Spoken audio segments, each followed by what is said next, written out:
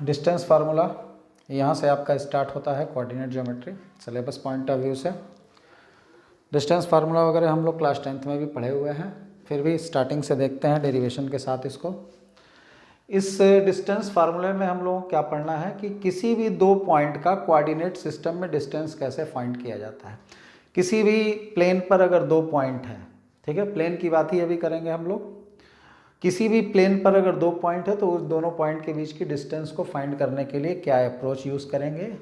साथ ही साथ हम लोग यहाँ पे डिस्टेंस फार्मूले के अंदर इसके एप्लीकेशंस को भी पढ़ेंगे कि आखिर इस डिस्टेंस फार्मूले का हमारा यूज़ क्या होने वाला है। तो थोड़ा सा हम डिस्टेंस फार्मूला आपको तीनों फॉर्मेट में समझा देते हैं। जैसे हम लोगों ने पहला जो पढ़ रखा है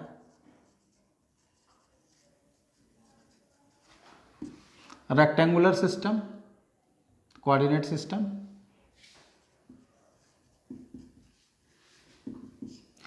रेक्टेंगुलर कोऑर्डिनेट सिस्टम में वही फार्मूला है जो 10th में आप ऑलरेडी पढ़े हुए हैं, डेरिवेशन के साथ एक बार थोड़ा सा देख लीजिए। ये मान लो एक्स एक्सिस है, ये मान लो कि वाई एक्सिस है। यहाँ पर अगर हमारे पास एक पॉइंट है P जिसका कोऑर्डिनेट है x1 y1 और यहाँ पर एक पॉइंट है मान लो अपने पास Q जिसका कोऑर्डिनेट है x2 y2, और हमें अगर इस कोऑर्डिनेट सिस्टम में इन दोनों पॉइंट के बीच की सपोज कर लो डिस्टेंस फाइंड करनी है। मान लेते हैं इसके बीच की डिस्टेंस कितनी है d। तो इसके डिस्टेंस को फाइंड करने के लिए जो हम लोग बेसिकली फार्मूला यूज़ करते हैं, याद होगा क्या फार्मूला यूज़ करते थे, d is equal to under root में x2 माइनस x1 का whole square plus y2 minus y1 का होल स्क्वायर, डिस्टेंस फार्मूला याद होगा सबको। यहाँ चूंकि होल स्क्वायर है इसलिए आप x2 माइनस x1 भी लिख सकते हैं, x1 माइनस x2 भी लिख सकते हैं, उससे कोई फर्क पड़ने वाला नहीं है। यहाँ पर अगर ये दोनों आप इंटरचेंज भी करते हो तो कोई फर्क नहीं पड़ेगा। a माइनस बी का whole square is same as b minus a का होल स्क्वायर, इसमें कोई दिक्कत नहीं है। कई बार बच्चे कंफ्यूज होते हैं यार फार्मूले में तो x2 माइनस x1 था, हम x1 माइनस x2 क्यों लिख दिए। तो ये सिंपल सी चीज़ है, इतना इसमें आपको टेंशन लेने की ज़रूरत नहीं है। आप x1 x2 आपस में इंटरचेंज करिए, कोई फर्क नहीं पड़ने वाला। खैर फार्मूला याद है सबको। यहाँ पर इस पॉइंट से एक परपेंडिकुलर ड्रा कर देते हैं। इस पॉइंट P से अगर हम एक परपेंडिकुलर ड्रा करें तो क्या बता सकते हो कि इस पॉइंट का कोऑर्डिनेट क्या होगा। अगर हम इसको M मान लें तो क्या हम इसका कोऑर्डिनेट x1 और 0 लिख सकते हैं, ठीक है। इस पॉइंट से हमने x एक्सिस पर परपेंडिकुलर ड्रा कर दिया तो इसका कोऑर्डिनेट x1 0। यहाँ से अगर हम परपेंडिकुलर ड्रा करते हैं तो इसका कोऑर्डिनेट क्या हो जाएगा x2 0, ठीक है। रेक्टेंगुलर कोऑर्डिनेट सिस्टम से कोऑर्डिनेट की बात कर रहे हैं। यहाँ से यहाँ तक की दूरी x1 और ये वाली दूरी y1 है, ठीक है। x एक्सिस के किसी भी पॉइंट का कोऑर्डिनेट लिखते हैं तो y के जगह 0 लिखते हैं। ये वाली डिस्टेंस यहाँ से यहाँ तक कितनी है तो ये y2 है और ये कितना है y1। अब यहाँ से इसको ज्वाइन कर दो। यहाँ से अगर इसको ज्वाइन कर दिए तो ये डिस्टेंस कितनी है, इस डिस्टेंस के बारे में अगर बात किया जाए कि ये लंबाई कितनी है तो ये लंबाई शायद वही होगी जो ये होगी। और ये लंबाई कितनी है तो जरा ओरिजिन से ध्यान से देखो तो ओरिजिन से यहाँ तक की दूरी कितनी है x2 और ओरिजिन से यहाँ तक की दूरी कितनी है x1। तो अगर देखा जाए अगर हमको mn निकालना है तो हम यहाँ पर अप्रोच लगा सकते हैं mn is equal to ON minus OM, ठीक है।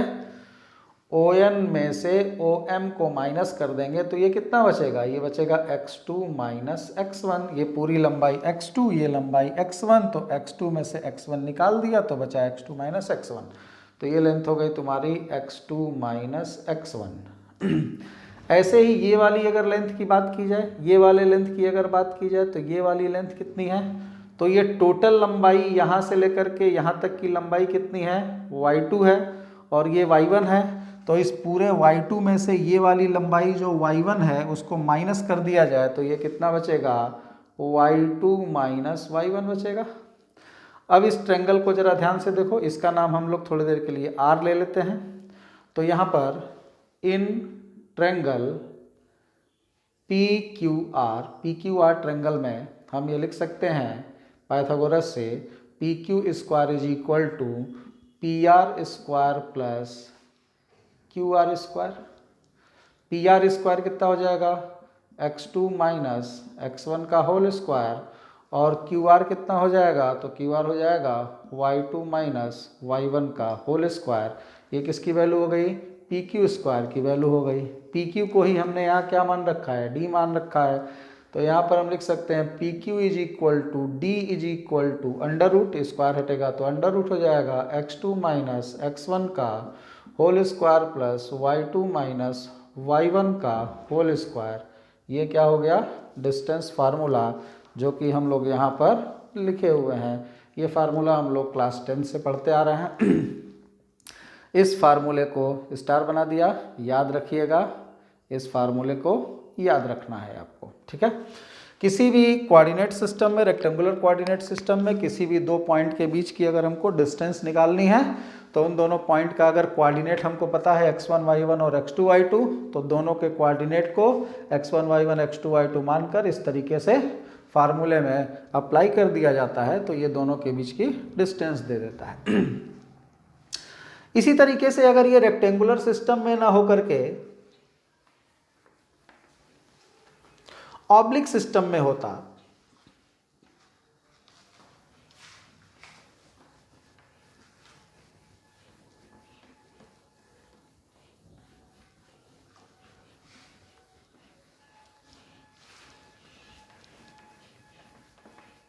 फार्मूला नोट करते रहिए, डेरिवेशंस वगैरह भी नोट करते रहिए।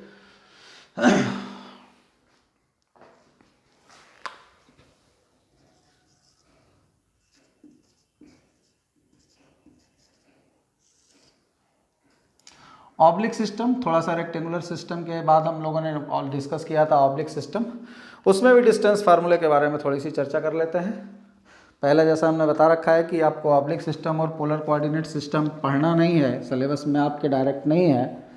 कहीं पर अगर किसी क्वेश्चन में इसके अप्रोच को अप्लाई करके आपका क्वेश्चन अगर सिंपल या शॉर्ट में हो जाता है, तो जानकारी रहेगी तभी आप कुछ कर पाएंगे। सपोज कर लो कि एक सिस्टम है oblique coordinate system, x axis और वाई एक्सिस। हमने बता रखा है आपको कि ऐसे कोऑर्डिनेट सिस्टम में जिसमें दोनों एक्सिस के बीच में जो एंगल होता है वो अदर देन 90 डिग्री हो जाता है, तो उस सिस्टम को क्या बोला जाता है, ऑब्लिक कोऑर्डिनेट सिस्टम बोला जाता है।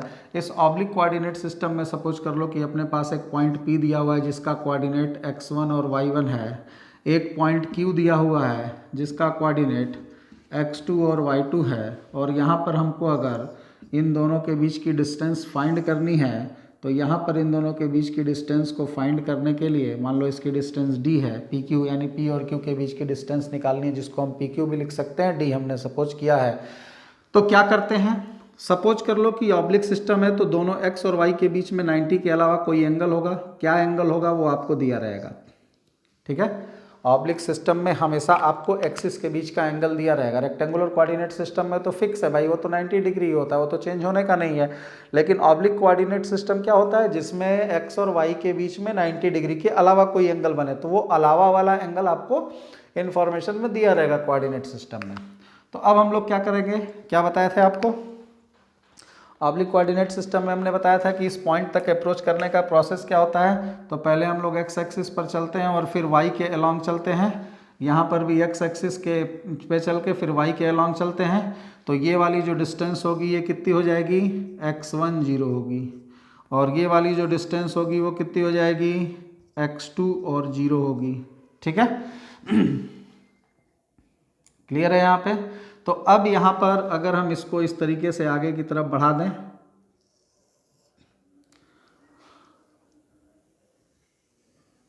ध्यान से देखना इसको, इसके डेरिवेशन को भी देख लो। हमको निकालना क्या है, पी क्यू निकालना है। इन्फॉर्मेशन क्या है, तो पी का कोऑर्डिनेट पता है, क्यू का कोऑर्डिनेट पता है, और दोनों के बीच का एंगल पता है। इतनी ही इन्फॉर्मेशन से हम ये डी निकालने जा रहे हैं। अगर यहाँ पर ये थीटा डिग्री का एंगल बन रहा है, तो क्या ये एंगल भी थीटा डिग्री होगा, बोलो। ये वाली लाइन और ये वाली लाइन आपस में पैरेलल है, और ये वाली लाइन और ये वाली लाइन आपस में पैरेलल है, तो इन दोनों के बीच अगर थीटा डिग्री का एंगल है तो इन दोनों के बीच भी कितने का एंगल बनेगा, थीटा डिग्री का। कॉमन सेंस की बात है, तो यहाँ पे भी एंगल थीटा हो गया। यहाँ पर एंगल अगर थीटा हो गया तो आप ये बता सकते हो कि ये एंगल कितना होगा, हम इसको पाई माइनस थीटा लिख सकते हैं, 180 माइनस थीटा या पाई माइनस थीटा। ठीक है, अब यहाँ पर इसको हम थोड़ी देर के लिए m मान लें, इसको n मान लें, इसको अगर r मान लें, तो आप एक चीज़ देखो, यहाँ पर पी आर कितना होगा, ये टोटल डिस्टेंस कितनी है x2 और ये डिस्टेंस कितनी हो गई x1। वो अप्रोच लगा करके या जैसे भी जो भी अप्रोच दिख रहा है तुमको, ये वाला जो फिगर यहाँ पर बना, तो क्या ये फिगर तुमको एज अ पैरेललोग्राम दिखाई दे रहा है?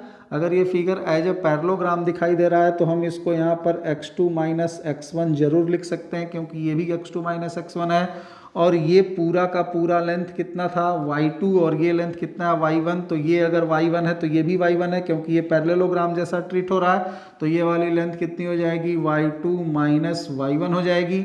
अब ये जो ट्रेंगल तुम्हारे सामने दिखाई दे रहा है PQR, इन ट्रेंगल PQR, इस PQR ट्रेंगल के अंदर हम यहाँ पाइथागोरस का यूज़ नहीं कर सकते, क्योंकि अगर यहाँ 90 डिग्री का एंगल बन रहा होता तो हम पाइथागोरस का यूज़ करके hypotenuse square is equal to perpendicular का स्क्वायर प्लस बेस का स्क्वायर अप्लाई कर सकते थे।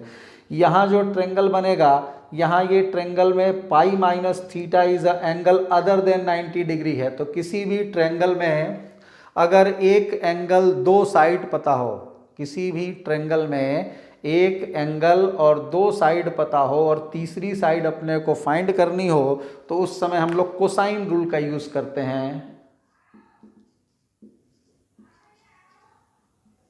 ठीक, कोसाइन रूल कैसे अप्रोच होता है थोड़ा सा हम बता देते हैं। हालांकि बेसिक वगैरह में हमने इसको डिस्कस कर रखा है, ट्रिग्नोमेट्री में भी आप प्रॉपर्टी ऑफ ट्रेंगल में इस टॉपिक को पढ़े होंगे। थोड़ा सा बात कर लेते हैं, फिर यहाँ पे आते हैं। क्या बात कर लेते हैं, जैसे मान लो कि तुम्हारे पास कोई ट्रेंगल है, ट्रेंगल है तुम्हारे पास, मान लो ABC। ट्रेंगल कैसा भी हो सकता है, एक्यूट ऑब्ट्यूज कोई भी ट्रेंगल हो, सबके लिए ये रूल अप्लाई है। मान लो इसकी लेंथ है A, इसकी लेंथ है B, इस साइड की लेंथ B है और इस साइड की लेंथ सपोज कर लो C है। ये मान लो एंगल A है, ये मान लो एंगल B है और ये मान लो एंगल C है। तो कोसाइन रूल क्या है cos A is equal to, ये वाला एंगल A लिया, cos A is equal to B square plus C square minus A square by 2BC। ये फार्मूला यूज करते हैं। इस फार्मूले में क्या किया, इस फार्मूले में ध्यान से देखो, एक एंगल का यूज हुआ है और तीनों साइड का यूज हुआ है।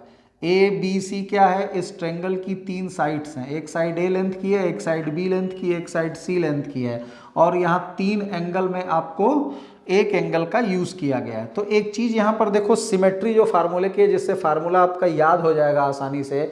जो एंगल हम यूज कर रहे हैं कोसाइन के साथ, कॉस के साथ जो एंगल यूज कर रहे हैं, उसके अपोजिट वाली साइड निगेटिव में है, माइनस A स्क्वायर है, और बाकी दोनों साइड का स्क्वायर प्लस किया गया है। और नीचे 2BC यानी ऊपर जो प्लस वाली साइड है BC, उसको 2 से मल्टीप्लाई करके लिखा गया है। तो जरा ये सोच के बताओ खुद से कि cos B का फार्मूला ऐसे सिमिलरली क्या होना चाहिए। तो अगर तुम ये B वाला cos के साथ एंगल ले रहे हो तो इसके सामने साइड B है तो B माइनस में हो जाएगा, तो A square plus C square plus में होगा और B स्क्वायर माइनस में होगा और नीचे 2AC हो जाएगा। इसी तरह से सिमिलरली तुम cos C का भी इस्तेमाल कर सकते हो इस वाले एंगल के लिए, तो C निगेटिव में हो जाएगा, इसका formula A square plus B square minus C square by 2AB हो जाएगा। यहाँ पर इसको डिस्कस करने का कोई मतलब फिलहाल नहीं था क्योंकि ये ट्रिग्नोमेट्री का टॉपिक है। ट्रिग्नोमेट्री में आप पढ़े हुए हैं, बेसिक वाले भी टॉपिक में उसमें हमने थोड़ा बहुत इसको डिस्कस किया हुआ है। बेसिक मैथमेटिक्स जो आप पढ़े होंगे फिजिक्स वगैरह में, वहाँ पर भी इन सब चीज़ों का यूज़ किए होंगे। तो यहाँ पर एक चीज़ थोड़ा ध्यान दो, इस रूल को अगर हम यहाँ पर अप्लाई करने की कोशिश करें तो हमको इस ट्रेंगल में क्या पता है और क्या निकालना है। देखो ये D, ये x2 माइनस x1, ये y2 माइनस y1 और ये पाई माइनस थीटा।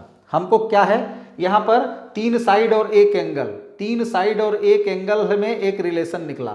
तो अगर हमको तीनों साइड पता है तो हम एंगल निकाल सकते हैं, या एक एंगल और दो साइड पता है तो हम तीसरी साइड भी निकाल सकते हैं। इसमें क्या है, कितने यूज किए गए हैं वेरिएबल, इसमें टोटल 4 वेरिएबल यूज हुए हैं। ठीक है, उस चार टर्म यूज किए गए हैं, उन 4 टर्म में से कोई भी 3 टर्म अगर नोन होगा तो चौथा हम फाइंड कर सकते हैं, 3 साइड और एक एंगल। यहां पर देखो अपने पास 2 साइड एक एंगल पता है, तीसरा साइड निकालना है, यानी यहां पर भी अपने पास 4 पॉइंट्स हैं, 4 यहां पे टर्म्स हैं, एक x2 माइनस x1, एक y2 माइनस y1, एक पाई माइनस थीटा और एक यहाँ पे d हमने सपोज कर रखा है, इसी d को फाइंड करना है। तो यहाँ पर हम लोग कोसाइन रूल अगर अप्लाई कर दें इस ट्रेंगल में, in triangle P Q R cosine rule apply कर दें तो क्या हम यहाँ लिख सकते हैं cos pi minus theta is equal to, ये वाला जैसे फार्मूला यूज किया है।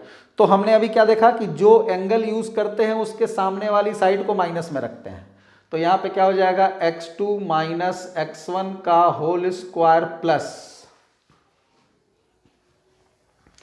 y2 माइनस y1 का whole square minus d square upon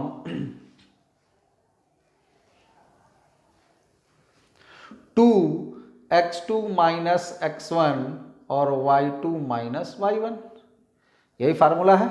इसी फार्मूले को कोसाइन रूल से ये बन गया। हमको वैल्यू किसकी निकालनी है, तो इसमें हमको d की वैल्यू निकालनी है, क्योंकि d हमने पी क्यू को माना है और हम यहाँ पे ऑब्लिक सिस्टम में डिस्टेंस पढ़ रहे हैं 2 पॉइंट p और q के बीच का। तो इसका क्रॉस मल्टीप्लाई कर दो, कॉस पाई माइनस थीटा को क्या लिख सकते हैं, कॉस 180 माइनस थीटा को क्या लिखा जा सकता है, ये आप लोग ट्रिग्नोमेट्री में पढ़े होंगे, पाई minus theta pi by 2 minus theta cos 90 minus theta cos 90 plus theta cos 180 plus theta cos 180 minus theta. ये भी थोड़ा सा अप्रोच देख लो,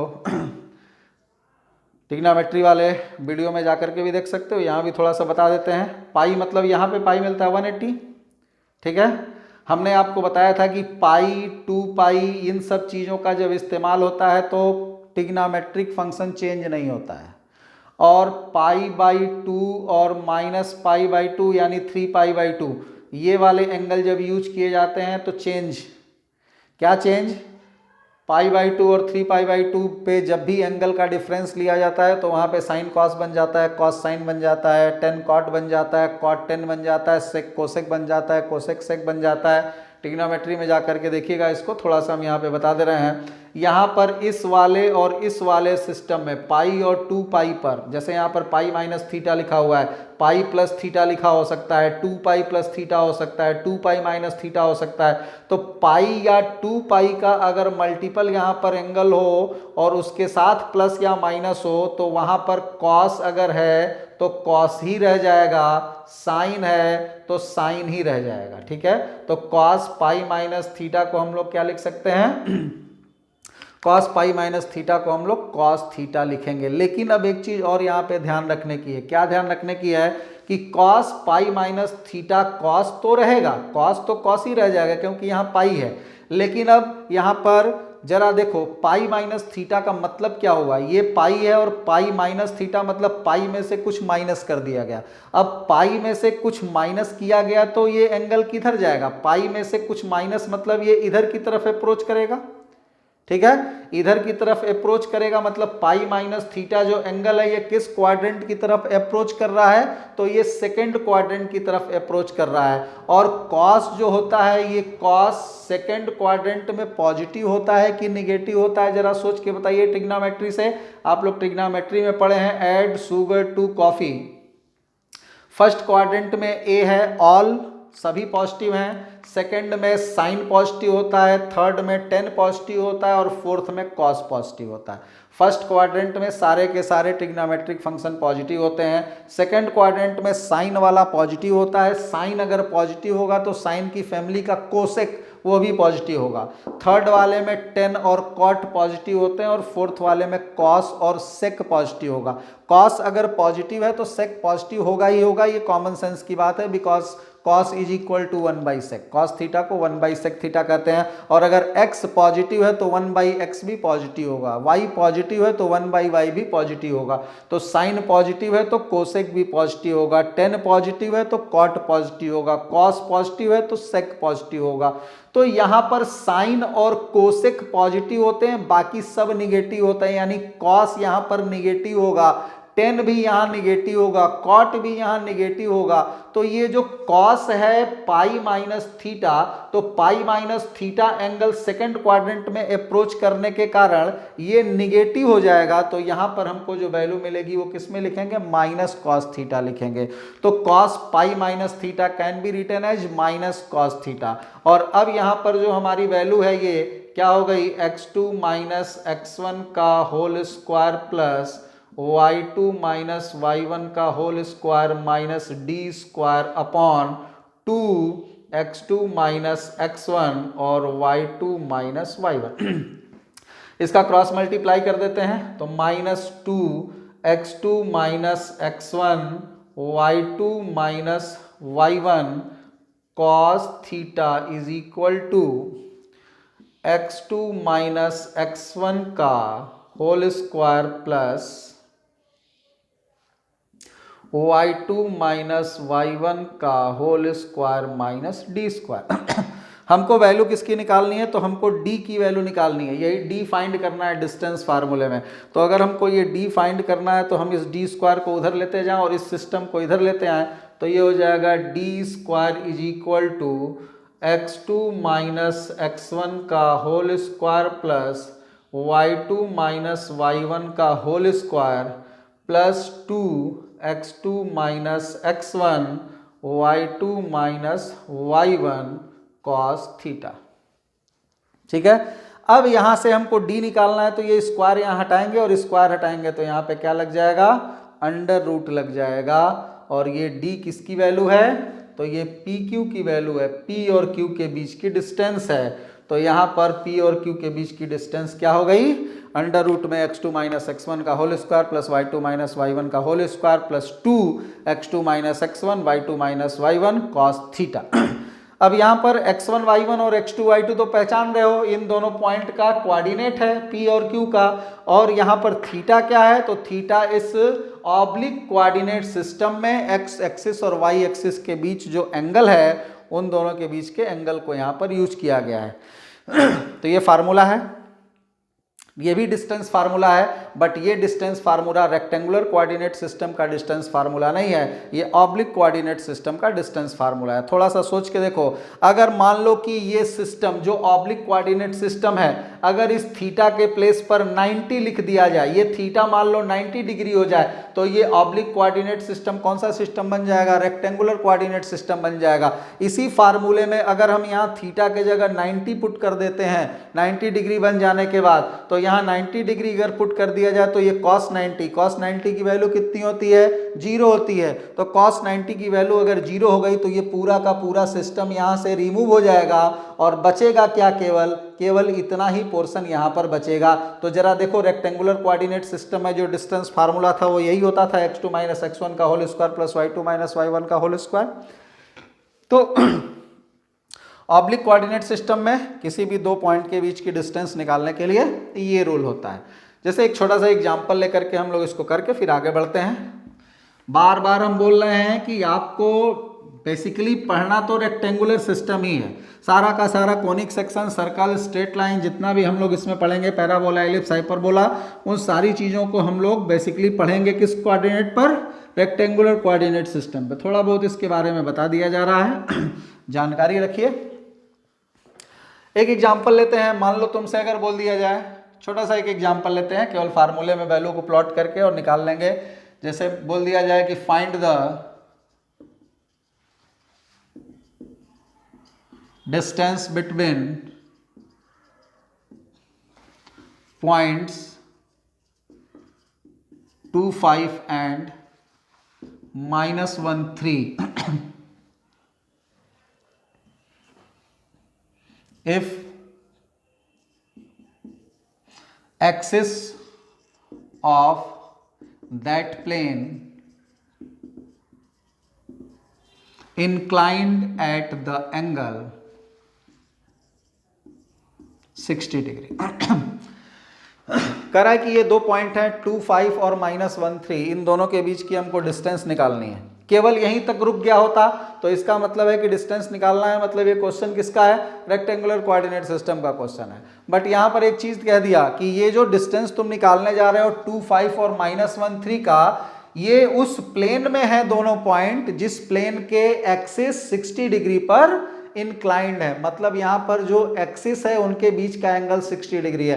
तो अगर एक्सिस के बीच का एंगल 60 डिग्री हो गया, मतलब ये क्या हुआ कि ये एक्सिस आपका रेक्टेंगुलर कोऑर्डिनेट सिस्टम में नहीं है, यानी X axis Y axis perpendicular एक दूसरे के नहीं है, बल्कि 60 डिग्री के एंगल पे है। तो इस 60 डिग्री को देख करके केवल ये आइडिया लग गया कि now these two points are present in oblique coordinate system. और अगर ऑब्लिक कोऑर्डिनेट सिस्टम में आ गया तो यहाँ पर अब डिस्टेंस फार्मूला लगाने के लिए हमको ये वाला अप्रोच करना पड़ेगा फार्मूला। तो here we can use P Q is equal to, मान लेते हैं कि ये पॉइंट P है, ये पॉइंट Q है, कुछ भी मान लो, या दोनों के बीच की डिस्टेंस निकालनी है तो तुम इसको D भी मान सकते हो, डिस्टेंस इज इक्वल टू, वो तुम्हारे ऊपर है। अब यहाँ पर इसको हम यहाँ x1 मान लें, इसको y1 मान लें, इसको x2 मान लें, इसको y2 मान लें, ठीक, फार्मूले में प्लॉट करना है। और ये जो 60 डिग्री है इसको हम लोग थोड़ी देर के लिए थीटा मान लें। ये सारी की सारी वैल्यू उठा करके अगर हम लोग यहाँ पे रख दें इसके,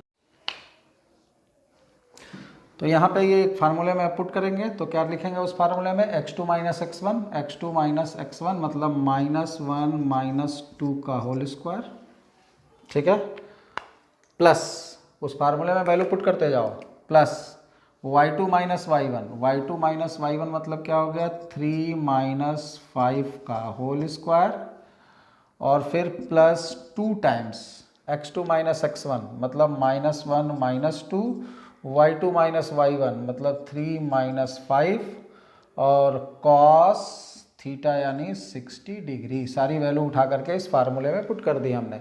अब इसी से दोनों के बीच की डिस्टेंस आ जाएगी। ये क्या हो गया तुम्हारा 3 स्क्वायर 9, और प्लस यहाँ पे 2 आएगा, 3 - 5 -2 का स्क्वायर कितना हो गया 4, ये कितना हो गया -3 -2 और -2 तो 6 2 = 12, तो प्लस 12 इंटू cos 60 की वैल्यू कितनी होगी 1/2। अब ये 2 से कैंसिल हो जाएगा, 12 तो कितना हो जाएगा ये तुम्हारा अंडर रूट में 9 + 4 + 6, तो इज इक्वल टू कितना आ गया अंडर रूट में 19। तो ये अंडर रूट में 19 क्या हो गया, इन दोनों पॉइंट की डिस्टेंस हो गई, कहाँ पर, ऑब्लिक कोऑर्डिनेट सिस्टम में, ठीक है। ट्रिग्नोमेट्रिक फंक्शंस वगैरह की वैल्यू भी ध्यान रखिए, ट्रिग्नोमेट्री में आप पढ़े हुए हैं, हालांकि ये सब चीज़ें तो क्लास 10th वगैरह से भी पता थी कायदे से। अब थोड़ा सा हम लोग बात करते हैं डिस्टेंस फार्मूले में ही पोलर की भी, उसकी भी अभी कोई बहुत ज़रूरत नहीं है, बट बता देते हैं, देख लीजिएगा उसको। पोलर कोऑर्डिनेट सिस्टम में अगर दो पॉइंट के बीच की डिस्टेंस फाइंड करनी है तो उसके लिए क्या करेंगे या कौन सा फार्मूला यूज करेंगे, उसका क्या फार्मूला है वो देखो।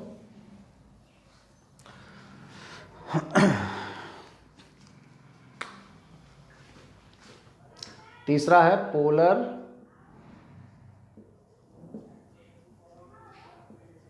Coordinate system. Polar coordinate system में दो पॉइंट के बीच की डिस्टेंस, तो मान लो कि तुम्हारे पास ये पोलर कोऑर्डिनेट सिस्टम दिया हुआ है, ये तुम्हारा पोल हो गया, ये तुम्हारा इनिशियल लाइन हो गया। यहाँ पर मान लो कि दो पॉइंट है, एक पॉइंट यहाँ पर दिया हुआ है मान लो P है, एक पॉइंट यहाँ पर दिया हुआ है मान लो Q है। इस पॉइंट का कोऑर्डिनेट r1 θ1 है और इस पॉइंट का कोऑर्डिनेट r2 θ2 है, और तुमसे बोला गया है कि इन्हीं दोनों के बीच की डिस्टेंस फाइंड करो, यानी ये PQ फाइंड करो, ठीक है। तो अब ऐसी सिचुएशन में हम लोग क्या यूज़ करेंगे, क्या फार्मूला यूज़ करेंगे, तो एक तो तरीका है कि तुम इस पोलर कोऑर्डिनेट सिस्टम को रेक्टेंगुलर कोऑर्डिनेट सिस्टम में कन्वर्ट कर लो। पोलर कोऑर्डिनेट सिस्टम से रेक्टेंगुलर कोऑर्डिनेट सिस्टम में कन्वर्ट करने का प्रोसेस हमने आपको बता रखा है। तो या तो आप सीधे r1 θ1 r2 θ2 जो आपको पोलर कोऑर्डिनेट सिस्टम में पॉइंट का कोऑर्डिनेट दिया हुआ है उसको आप रेक्टेंगुलर में कन्वर्ट कर दीजिए, और रेक्टेंगुलर का जो सिंपल फार्मूला आप 10th से पढ़ते आ रहे हैं अंडर रूट x1 स्क्वायर वाला under root x1 minus x2 का square plus y1 minus y2 का होल स्क्वायर, उस फार्मूले में वैल्यू पुट कर दीजिए, आपको डिस्टेंस मिल जाएगा। क्यों डिस्टेंस का फार्मूला होगा? क्योंकि भाई किसी भी सिस्टम में हो, चाहे वो पोलर कोऑर्डिनेट सिस्टम में हो चाहे रेक्टेंगुलर कोऑर्डिनेट सिस्टम में हो, इन दोनों पॉइंट के बीच की डिस्टेंस तो बदलेगी नहीं, डिस्टेंस तो वही रहेगी। दूसरा अप्रोच, पोलर में ही फार्मूला क्या होता है, तो इस पॉइंट को अगर हम इससे ज्वाइन करें तो क्या हम लोग जानते हैं कि पोल से इस पॉइंट को ज्वाइन किया तो ये r1 क्या इंडिकेट कर रहा है, इसकी लेंथ, और θ1 क्या इंडिकेट कर रहा है, ये वाला एंगल। ऐसे ही अगर इसको हम यहाँ पर ज्वाइन कर देते हैं Q पॉइंट से, तो ये क्या है डिस्टेंस r2, और ये एंगल कितना है, तो ये एंगल है θ2। ये तो पोलर में पढ़ चुके हो कोऑर्डिनेट सिस्टम का क्या मतलब है। अब हमको PQ की डिस्टेंस चाहिए, ये बीच वाला एंगल कितना हो जाएगा, ये बीच वाला एंगल θ1 माइनस θ2 हो गया। अगर ये पूरा एंगल θ1 है और ये θ2 है तो ये बीच का एंगल कितना हो गया, θ1 माइनस θ2, और ये तुम्हारा डिस्टेंस मान लो d है। तो जो यहाँ पर ट्रेंगल तुमने देखा, इसको अगर O मान लें, तो यहाँ पर इन ट्रेंगल OPQ, इस ट्रेंगल OPQ में तुमको ये एंगल O पता है, ये लंबाई r1 पता है, ये लंबाई r2 पता है, और d तुमको फाइंड करना है। तो क्या यहाँ पर भी कोसाइन रूल नहीं अप्लाई किया जा सकता है, जो अभी थोड़ी देर पहले हम लोगों ने पढ़ा था। तो in triangle OPQ using cosine rule. अब यहाँ पर कोसाइन रूल इस ट्रेंगल में अगर यूज करोगे तो क्या लिखेंगे, cos θ1 minus θ2 is equal to, क्या बताया था हमने कि जिस एंगल को cos के साथ लिखते हैं उसकी अपोजिट साइड निगेटिव में होती है। तो यहाँ पर बाकी दोनों साइड, तो r1 square plus r2 square minus d square upon 2r1 r2 cross multiply कर दिया और d को उधर ले जाया, तो डायरेक्टली हम लिख सकते हैं d square is equal to r1 square plus r2 square minus 2r1 r2 cos θ1 minus θ2। ये यहाँ से स्क्वायर अगर हटा देंगे तो ये अंडर रूट में आ गया। ये जो फार्मूला यहाँ पर बना, ये भी एक डिस्टेंस फार्मूला है, और ये डिस्टेंस फार्मूला किसके लिए अप्लाई करेंगे, तो ये डिस्टेंस फार्मूला यूज करेंगे अगर दो पॉइंट पोलर कोऑर्डिनेट सिस्टम में मौजूद हैं और उन दोनों के बीच की डिस्टेंस निकालनी है, तो इस फार्मूले का इस्तेमाल करके हम डिस्टेंस फाइंड कर सकते हैं। तो ये तो डिस्टेंस फार्मूले थे तीनों के। ऐसे ही इन जनरल जानकारी के लिए ध्यान रख सकते हैं इसको। मेन हमारा जो फार्मूला था डिस्टेंस वाला, वो वही फार्मूला जो रेक्टेंगुलर कोऑर्डिनेट सिस्टम में हमने पढ़ा हुआ है, और उसी का हमको प्रॉपरली आगे तक यूज करते हुए चले जाना है। ठीक, अब उसी के बारे में हम आगे थोड़ी सी और चर्चा करेंगे। जो डिस्टेंस फार्मूला हमने पढ़ा, याद रखो कि अब आगे जो भी हम बात करने जा रहे हैं वो रेक्टेंगुलर कोऑर्डिनेट सिस्टम में ही बात करेंगे, पोलर और ऑब्लिक का डिस्कशन यहाँ पर चर्चा में नहीं होगा। तो अब हम लोग यहाँ पे एप्लीकेशन कुछ पढ़ते हैं डिस्टेंस फार्मूले का। Application of distance formula.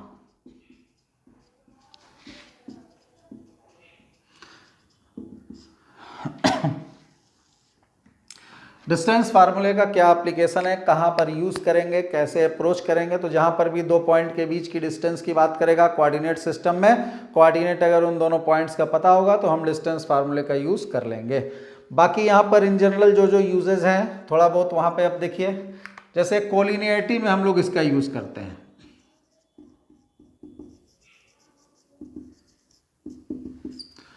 Collinearity check करने के लिए हम लोग डिस्टेंस फार्मूले का यूज़ करते हैं। कोलिनियरिटी चेक करने का मतलब क्या हुआ, कोलिनियर मतलब एक ही लाइन पर मान लो कि 3 पॉइंट हैं, point A, point B, point सी।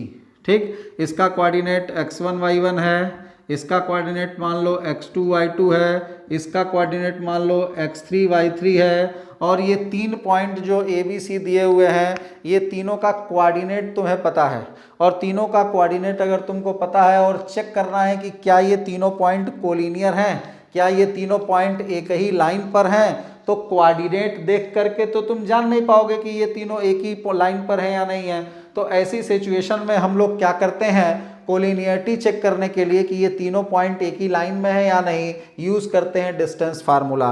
क्या करते हैं, यहाँ पर ए बी फाइंड कर लेते हैं, बी सी फाइंड कर लेते हैं, और सी ए फाइंड कर लेते हैं। मतलब हमने ए और बी के बीच की डिस्टेंस निकाल ली, बी और सी के बीच की डिस्टेंस भी निकाल ली, ए और सी के बीच की भी डिस्टेंस निकाल ली, ए बी भी निकाल लिया, बी सी भी निकाल लिया और सी ए भी निकाल लिया। अगर ए बी सी कोलिनियर हैं, अगर ये तीनों पॉइंट कोलिनियर हैं, तो कॉमन सेंस की बात है कि a c is equal to a b plus b c, यानी इन तीनों में जो सबसे बड़ा है। अब ए बी बी सी, चूंकि फिगर में ए पहले है, बी बाद में, फिर सी है, तुमको दिख रहा है, लेकिन क्वेश्चन में ए बी सी दिया रहेगा तो कौन पहले आ रहा है कौन बाद में आ रहा है वो आपको क्लियर नहीं होगा।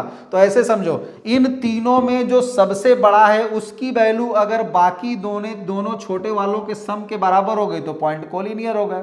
ठीक है, तो जैसे यहां पर सबसे बड़ा क्या है दिख रहा है, AC, फिगर के हिसाब से अगर देखें तो सबसे बड़ा AC है। तो अगर AC की वैल्यू AB और BC के सम के बराबर हो गई, इसका मतलब तीनों पॉइंट क्या होंगे, collinear. Then ABC are collinear. तो 3 पॉइंट की कोलिनियरिटी चेक करने के लिए भी हम लोग डिस्टेंस फार्मूले का इस्तेमाल कर सकते हैं। कैसे यूज करना है समझ में आ गया। हमको 3 पॉइंट का कोऑर्डिनेट दिया रहेगा, उस कोऑर्डिनेट्स की मदद से हम डिस्टेंस फार्मूले का यूज करके डिस्टेंस निकाल लेंगे। ए बी बी सी सी ए, यानी तीनों में जितने भी पेयर बनेंगे सबका डिस्टेंस निकाल करके जो सबसे बड़ा वाला होगा वो बाकी दोनों छोटे वालों के अगर सम के इक्वल हो जाता है, इसका मतलब कि तीनों पॉइंट आपस में कैसे हैं, तीनों पॉइंट आपस में कोलिनियर हैं। ठीक है, दूसरा, पहला तो एक यूज इसका कोलिनियरिटी में हो गया, इसका और भी यूज ट्रेंगल वगैरह चेक करने में भी कर सकते हैं, कौन सा ट्रेंगल किस टाइप का है। क्वाड्रिलेटरल्स वगैरह चेक करने में यूज कर सकते हैं कि कौन सा क्वाड्रिलेटरल किस टाइप का है, तो वहां पर भी इसके यूजेस हैं। जैसे इन ट्रेंगल की अगर बात करें,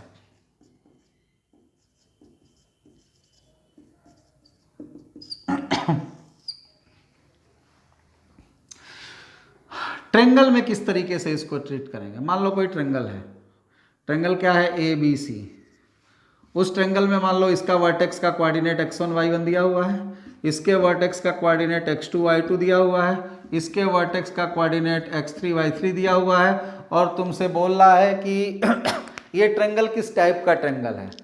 टाइप मतलब ये इक्विलेटरल ट्रेंगल है कि आइसोसेलेस ट्रेंगल है कि राइट एंगल ट्रेंगल है, किस वैरायटी का ट्रेंगल है, इस ट्रेंगल का क्या नाम हो सकता है, ट्रेंगल की प्रॉपर्टी क्या है, क्वालिटी क्या है, उसको चेक करने के लिए या पहचानने के लिए भी हम लोग डिस्टेंस फार्मूले का यूज कर सकते हैं। अगर हमको 3 पॉइंट का कोऑर्डिनेट दिया हुआ है, किसी भी ट्रेंगल के तीनों वर्टेक्स का कोऑर्डिनेट दिया हुआ है, तो हम लोग डिस्टेंस फार्मूले से उसके नेचर को पहचान सकते हैं कि वो ट्रेंगल किस टाइप का। कैसे पहचान सकते हैं, तो यहाँ पर हम लोग क्या करते हैं, यहाँ पे फाइंड करते हैं ए बी बी सी और सी ए।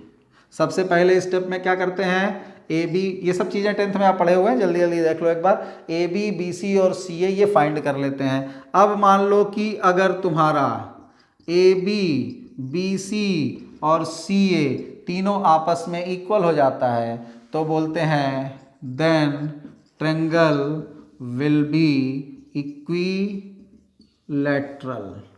ट्रेंगल कैसा हो जाएगा, इक्विलैटरल हो जाएगा। ठीक, अगर मान लो if any 2 of the 3 are same, अगर इन तीनों में से कोई 2 सेम हो गया, ये जो तीनों तुमने फाइंड किया इन तीनों में से कोई 2 सेम हो गया, देन ऐसी परिस्थिति में क्या होगा, then triangle will be isosceles triangle. तब ट्रेंगल आपका कैसा हो जाएगा, आइसोसेलेस ट्रेंगल हो जाएगा।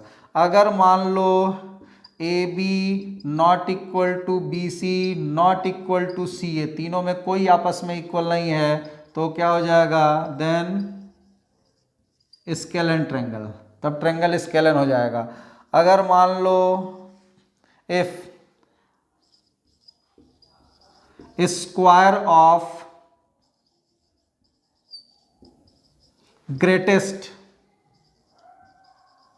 Equal to sum of square of other two smallest sides, then Pythagoras theorem में सिंपल था, सबसे बड़े वाले का स्क्वायर, इस तीनों में जो सबसे बड़ा होगा उसका स्क्वायर अगर बाकी दो छोटे वालों के स्क्वायर के सम के बराबर हो गया, तो ये कहीं ऐसा थ्योरम नहीं हो गया कि हाइपोटेनियस का स्क्वायर बाकी दो साइड के स्क्वायर के सम के बराबर। तो ऐसी सिचुएशन में क्या हो जाएगा, then triangle will be right angle triangle. तब ट्रायंगल कैसा हो जाएगा, तब ऐसी सिचुएशन में वो ट्रायंगल राइट एंगल ट्रायंगल हो जाएगा। तो ट्रायंगल में भी ट्रायंगल का नेचर पहचानने के लिए भी हम लोग डिस्टेंस फार्मूले का यूज करते हैं कहीं कहीं पर। इस पे क्वेश्चंस वगैरह जो थोड़े मोड़े होंगे आप प्रैक्टिस कर लीजिएगा उन पे। कुछ कॉम्प्लिकेशंस जो यहाँ पे आ सकते हैं वो कुछ नेचर्स उसके, उस पर हम थोड़ा सा यहाँ डिस्कस करते हैं रिमार्क पॉइंट ऑफ व्यू से, फिर क्वाड्रिलेटरल पे आते हैं। या क्वाड्रिलेटरल भी पहले देख लो, क्वाड्रिलेटरल वगैरह में भी क्वाड्रिलेटरल का भी नेचर पहचानने के लिए हम लोग डिस्टेंस फार्मूले का यूज कर सकते हैं।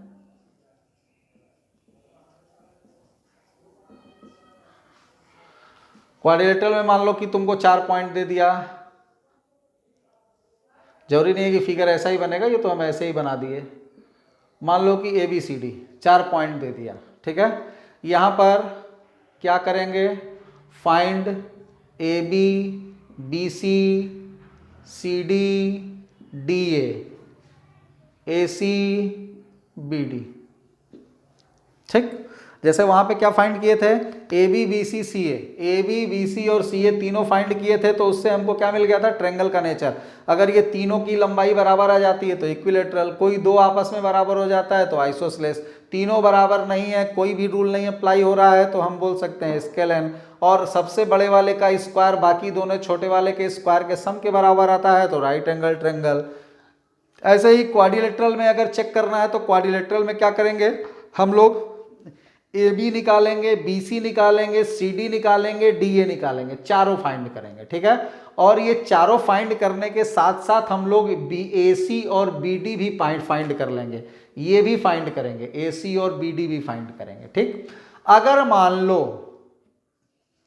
If AB BC CD DA चारों आपस में बराबर हो जाता है, AB BC CD DA यानी चारों साइड अगर आपस में बराबर हो जाती है, और साथ ही साथ AC और BD भी बराबर हो जाता है, AC और BD भी बराबर हो जाता है, तो ऐसी सिचुएशन में ABCD will be a square, ठीक है। स्क्वायर का क्या नेचर होता है, स्क्वायर की चारों साइड बराबर होती है और साथ ही साथ उसके डायगोनल्स भी आपस में इक्वल होते हैं।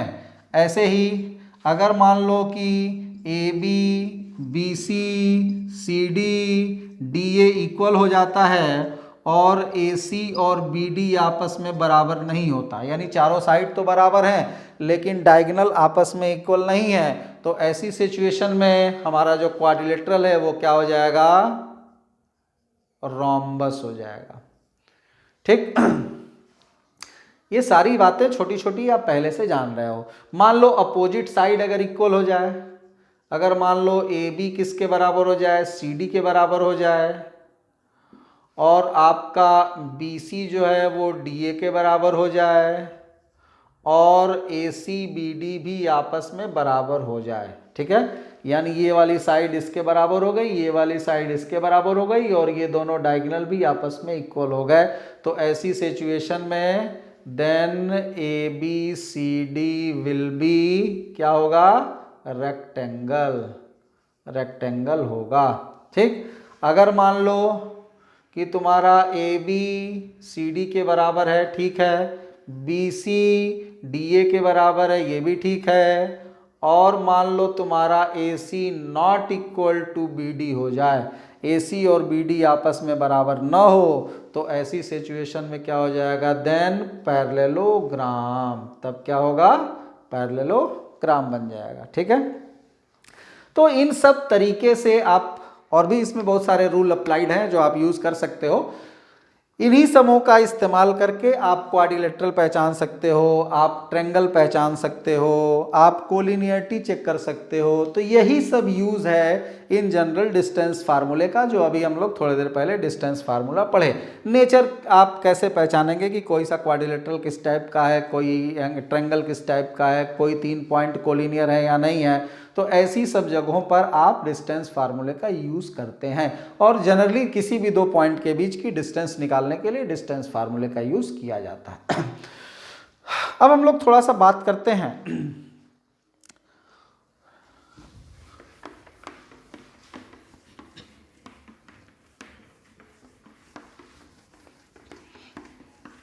कुछ काम की बातें करते हैं यहाँ। काम का तो ये भी था, लेकिन ये जो है काफ़ी डिटेल में आप 10th तक पढ़े हुए हैं। 10th के स्टूडेंट्स भी यहाँ तक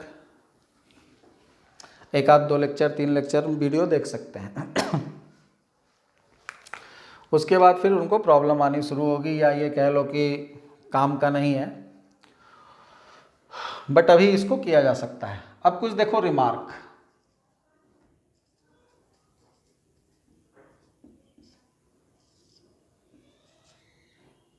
कुछ इंपॉर्टेंट चीज़ें हैं जो यहाँ पे बता रहे हैं, इसको ज़रा ध्यान रखिएगा। ये सारी चीज़ें हम लोगों को अब जेई के क्वेश्चंस वगैरह करने में यूज़ होंगे। ये सब चीज़ें भी थोड़ी बहुत आप जानकारी में रखिएगा, याद रखिएगा। वैसे भी इसमें याद करने का कुछ ऐसा नहीं है। सबसे पहला point, in square and rhombus. Rhombus और स्क्वायर में क्या होता है?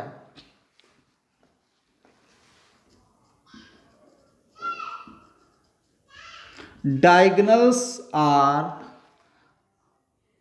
Perpendicularly bisect each other.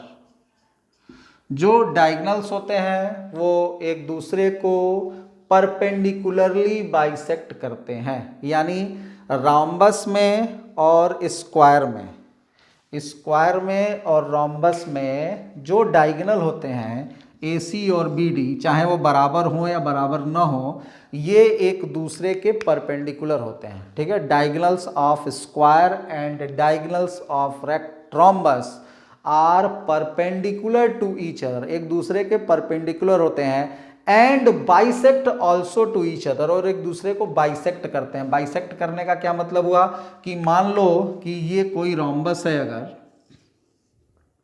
ठीक है, अगर ये रोम्बस है तो इसका जो डायगोनल होगा और इसका जो डायगोनल होगा, ये दोनों डायगोनल एक दूसरे से 90 डिग्री पर होंगे, पहली चीज। और दूसरी चीज, इसके जो डायगोनल का इंटरसेक्शन पॉइंट है, ये वाला साइड इसके बराबर होगा और ये वाला साइड इसके बराबर होगा।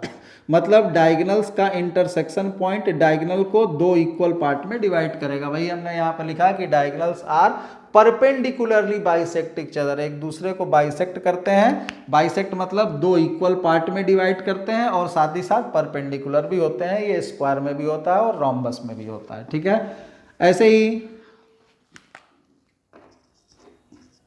इन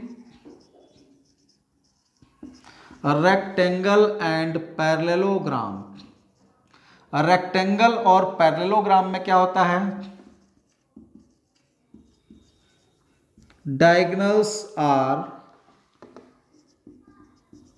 bisects to each other, diagonals एक दूसरे को बाइसेक्ट करते हैं, परपेंडिकुलर नहीं होते, बाइसेक्टर होते हैं। मतलब इक्वल एक दूसरे को बाइसेक्ट, मतलब ये इसके बराबर हो जाएगा, ये इसके बराबर हो जाएगा, लेकिन बीच का एंगल 90 डिग्री हो ये जरूरी नहीं है। तीसरा पॉइंट यहां पर इंपॉर्टेंट है, थोड़ा आप यहां से देखना शुरू करो। इन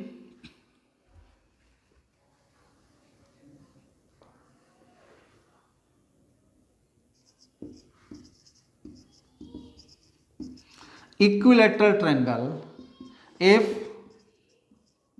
vertices या if coordinate of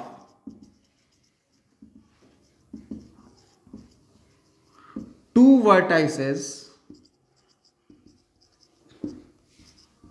are known, then third vertex of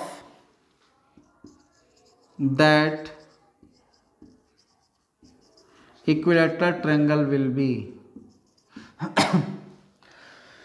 मान लो कि तुम्हारे पास कोई इक्विलेटरल ट्रायंगल दे दिया जाए, उस इक्विलेटरल ट्रायंगल का दो वर्टेक्स, मान लो ये पता है तुमको क्या x1 y1 और ये पता है क्या x2 और y2, और ये वाला तुमको पता नहीं है, ये वाला वर्टेक्स तुमको फाइंड करना है। तो कहीं पर भी किसी भी इक्विलेटरल रिमार्क में हम जितनी भी चीज़ें बताएंगे ना उसको ध्यान से नोट करना। ये क्वेश्चंस को सिंपलेस्ट फॉर्म में सॉल्व करने के सब तरीके यहाँ लिखवाए जा रहे हैं, ठीक है।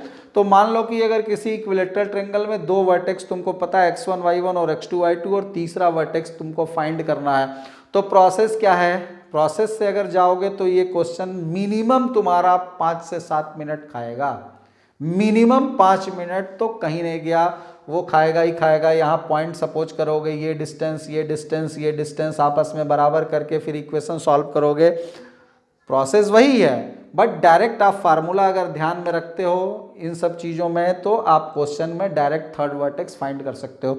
एक चीज़ और बता दें आपको कि आईआईटी में ऐसे क्वेश्चंस नहीं आते कि आपसे बोल देगा कि थर्ड वर्टेक्स फाइंड करो। हालांकि इस तरीके के क्वेश्चन जेईई मेंस वगैरह में एक आध बार पूछे हुए हैं, इससे भी लो लेवल के क्वेश्चंस पूछे हुए हैं, बट यहाँ पर ये सब चीज़ें मान लो कि किसी क्वेश्चन के बीच में आ जाती हैं। मान लो कि ये क्वेश्चन है, उस क्वेश्चन में किसी इक्विलेटरल ट्रायंगल का दो वर्टेक्स दिया है, तीसरे वर्टेक्स को फाइंड करके तुम्हें कुछ काम करना है। उस क्वेश्चन में तीसरे वर्टेक्स को फाइंड करके और ट्रायंगल का यूज करके तुम्हें कोई काम करना है, तब तुम्हारा क्वेश्चन सॉल्व होगा। तुम पता चला कि तीसरा वर्टेक्स ही निकालते निकालते 5 मिनट से 7 मिनट लगा दिए और जो एक्चुअल क्वेश्चन है वो जहां का तहां रह गया। तो अब एक एक क्वेश्चन को करने के लिए 10-10 15-15 मिनट का आपके पास टाइम नहीं होता। तो ऐसी सिचुएशंस में आपको समय को बचाना होता है। और कोऑर्डिनेट ज्योमेट्री तो टॉपिक ऐसा है कि इसमें क्वेश्चन जो होते हैं वो अगर आपका बेसिक फंडा क्लियर है तो डेफिनेटली क्वेश्चन आपसे एग्जाम में बनेगा ही बनेगा। अगर आप थोड़ा सा केयरफुली कोऑर्डिनेट ज्योमेट्री पढ़े हुए हैं, आगे चाहे सर्कल आए, चाहे स्ट्रेट लाइन हो, चाहे पैराबोला हो, इलिप्स, हाइपरबोला, कुछ भी हो, आपका क्वेश्चन अगर आप क्वेश्चन को करने के पीछे फिल जाते हैं और थोड़ा सा आपको बेसिक नॉलेज है, टॉपिक के बारे में जानकारी है और आप पूरा अगर क्वेश्चन लगाने के पीछे पड़ जाते हैं तो डेफिनेटली आप क्वेश्चन बना के आओगे। बट प्रॉब्लम क्या होती है कि क्वेश्चन बनाते समय हम लोग छोटी छोटी चीज़ों का या इन प्रॉपर्टीज़ का या थ्योरम्स जो छोटे छोटे हैं, जो क्लास 9-10th में भी हम लोगों ने थ्योरम्स पढ़े हुए हैं, अगर उन सब थ्योरम्स को मिस करना शुरू कर देते हैं और टोटली क्वेश्चन को करते समय हम कैलकुलेशन अप्रोच अप्लाई करते हैं तो हमारा ये क्वेश्चन काफ़ी टाइम भी किल करता है। मतलब एक तो लालच की हमसे बन जाएगा और दूसरा हम उसमें उलझ गए, तो ऐसी सिचुएशन में हमारा टाइम बहुत किल होता है। इसलिए कोऑर्डिनेट ज्योमेट्री में चीज़ों की प्रॉपर्टी, थ्योरम्स और अप्रोच को डायरेक्ट पॉइंट वाइज अगर आप याद रखते हैं तो जो क्वेश्चन 5 मिनट में बनने वाला है वो क्वेश्चन आपका 1 मिनट 1.5 मिनट में भी सॉल्व हो जाता है। तो मैक्सिमम अप्रोच, थ्योरम्स और ये जो फार्मूले हैं इनको याद रखिए। कितनी सिंपल तरीके से आप किसी चीज़ के नियरेस्ट पॉइंट तक पहुंच जाते हैं। तो यहाँ पर आप इतना मेहनत करने के बजाय अगर एक छोटा सा फार्मूला यहाँ पर याद रख लें, हालांकि ये फार्मूला आपको अभी लगेगा कि नहीं यार ये तो लेंदी फार्मूले टाइप का है, बट 1-2 बार अगर प्रैक्टिस कर लेते हैं तो फार्मूला याद हो जाता है। तो यहाँ पर जो थर्ड वर्टेक्स होता है वो थर्ड वर्टेक्स के लिए हम लोग डायरेक्ट फार्मूला यूज करते हैं। क्या? x1 plus x2 plus minus √3 y1 minus y2/2 और y1 plus y2 minus plus √3 x1 minus x2/2। ठीक है।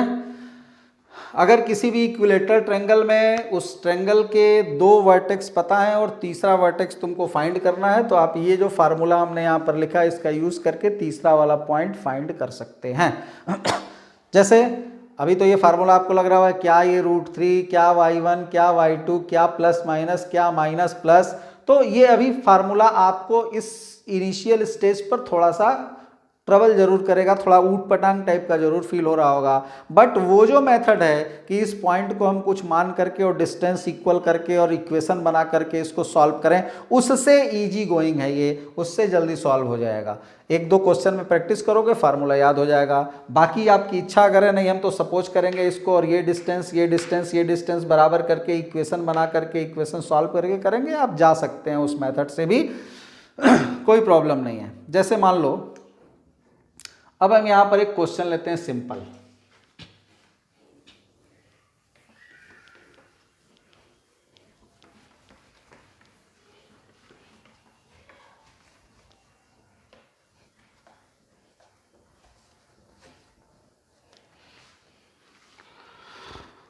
हम एक क्वेश्चन लेते हैं सिंपली यहां पर क्या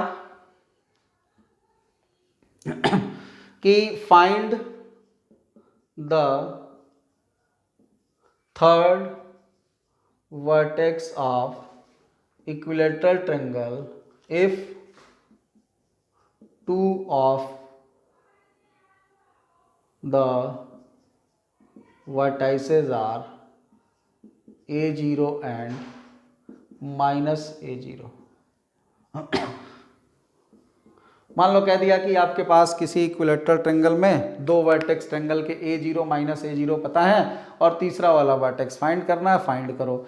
तो अब यहाँ पर अगर तुम ये अप्रोच लगाते हो तो सीधे सीधे देखो ये काम किसका करेगा, x1 का, ये y1 का, ये x2 का, ये y2 का, और डायरेक्ट तुम ये वाला थर्ड वाला निकालना है तो वर्टेक्स क्या हो जाएगा x1 plus x2। x1 plus x2 मतलब a प्लस माइनस a, ठीक, प्लस माइनस √3, ठीक, और ये √3 हो गया तो √3 के बाद से क्या यहाँ पे लिख दें y1 माइनस y2, तो y1 माइनस y2 कितना हो जाएगा 0 हो गया और अपॉन क्या हो गया 2, ठीक। अब फिर यहाँ पे तीसरा वाला पॉइंट यहाँ देखो दूसरा y1 plus Y two, y1 plus Y two मतलब 0 प्लस 0, फिर माइनस प्लस √3, फिर क्या है x1 माइनस x2 मतलब a प्लस a और अपॉन क्या हो गया 2। अब ये क्या हो गया तुम्हारा दोनों कैंसिल हो गए 0, तो ये तो टोटल वैल्यू कितनी हो गई 0, क्या हो गई वैल्यू 0, और यहाँ पर क्या मिला तुमको 0 0 0, तो ये माइनस प्लस है, एक बार माइनस एक बार प्लस, और ये कितना हो गया 2√3a/2, 2 से 2 कैंसिल, कितना आ गया ये 0 और माइनस प्लस √3a। यहां से दो पॉइंट मिले, एक पॉइंट क्या मिला 0 और √3a, और एक पॉइंट क्या मिला 0 और माइनस √3a, ठीक। अब क्वेश्चन ये एराइज हुआ कि यार ये क्या हुआ, हमें तो एक वर्टेक्स निकालना था ना, हमें तो इक्विलेटरल ट्रायंगल का दो वर्टेक्स पता था और तीसरा निकालना था। अब दो पता है तीसरा निकालना है, तो ये तो दो आ गए हमारे, तीसरा है कौन, तो ये दोनों तीसरे हैं। अब क्वेश्चन आएगा कि दोनों कैसे तीसरे हो गए, तो अब देखो मान लो हम तुमको एक पॉइंट यहां पर दे देते हैं x1 y1 और यहां पर तुमको एक पॉइंट दे देते हैं x2 y2, और तुमसे हम कहते हैं कि एक इक्विलेटरल ट्रायंगल बनाओ इन दोनों का यूज करके। तो कोई बच्चा बोलेगा कि अच्छा इक्विलेटरल ट्रायंगल बनाना है, तो लीजिए हम इक्विलेटरल ट्रायंगल बना देते हैं, ये बन गया, तो तीसरा वर्टेक्स ये हो गया। कोई बच्चा बोला कि नहीं हम तो इक्विलेटरल ट्रायंगल इन दोनों पॉइंट से ऐसे बनाएंगे,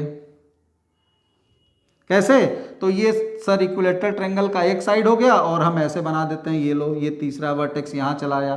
तो अब ये दोनों के दोनों रिजल्ट यहाँ पर फाइंड हो जाते हैं।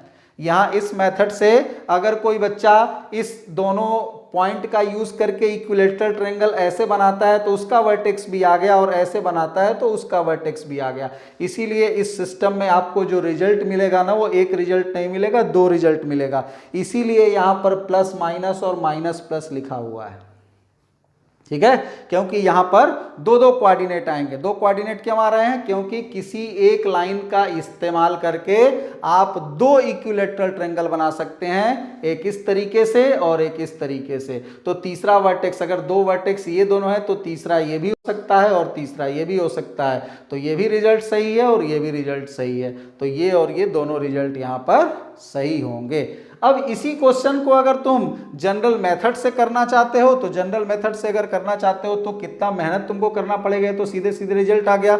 मान लो कि तुमको ये पॉइंट का कोऑर्डिनेट दे दिया -a0 या a0 और इसका कोऑर्डिनेट तुमको क्या दे दिया a0 और बोला कि चल ये वाला थर्ड वाला वर्टेक्स बताओ। तो अब ये थर्ड वाला वर्टेक्स मान लेते हैं हम क्या कि xy है, या थर्ड वाले वर्टेक्स को मान लेते हैं कि कुछ भी xy या x1 y1 या cd या अल्फा बीटा कुछ भी मान लो, थर्ड वाला वर्टेक्स मान लेते हैं अल्फा बीटा है। अब करेंगे क्या, चूंकि हमको पता है कि ये इक्विलेटरल ट्रायंगल है तो ये साइड और ये साइड तीनों बराबर है, इसका नाम अगर ABC मान लेते हैं तो तुम अप्रोच से जाओगे तो क्या लिखना पड़ेगा AB बराबर BC बराबर CA, ये एक इक्वेशन मिलेगी।